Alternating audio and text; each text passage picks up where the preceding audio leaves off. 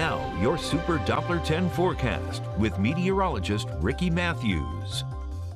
All right, on this Black Friday, we're starting off with a mix of clouds in the sky as we begin on kind of a cooler day. Temperatures right now across the region in the 30s and 40s, 36 in Newport News, 40 in Elizabeth City. We have 37 showing up across parts of the area, and 41 in Hampton, 40 in Currituck.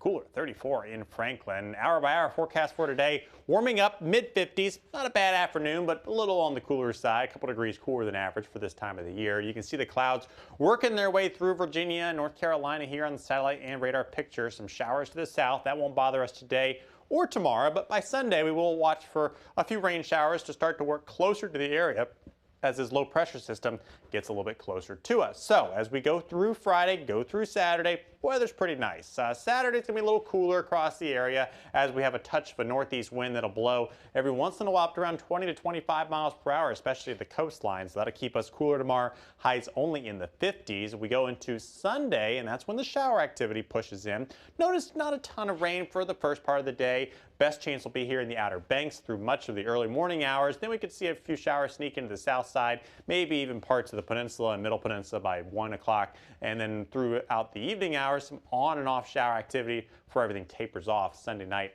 into Monday. Rainfall totals don't really add up to a ton of rain, generally around a tenth, maybe 2/10 of an inch. So nothing too significant, but just a little bit of shower activity for Sunday.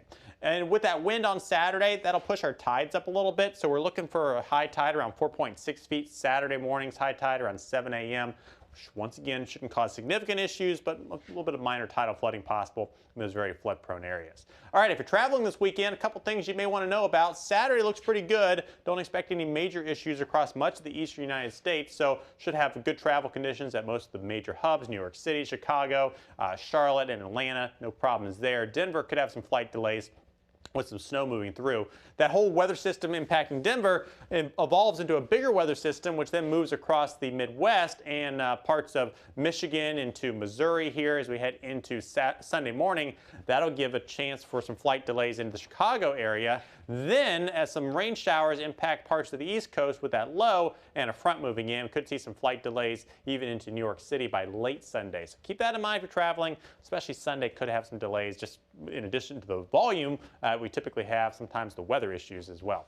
In terms of turbulence today, this is kind of interesting to look at. This is the map from the Aviation Weather Center, and what they do is they kind of pinpoint the areas where there could be some turbulence in the skies. This is what we call mid-level turbulence, so flight levels around 18,000 feet all the way up to around 30,000 feet is where you would expect that. So that's typically as you're climbing up to cruising altitude around 30,000 feet. Once again, in the northeast, a little bit of turbulence, and across portions of the southwest United States, a little bit of turbulence there too. So, you know, you can have a little bit of a bumpy flight every once in a while. Also expect some Sunday if you're flying with that front coming into parts of the Ohio Valley and the East Coast.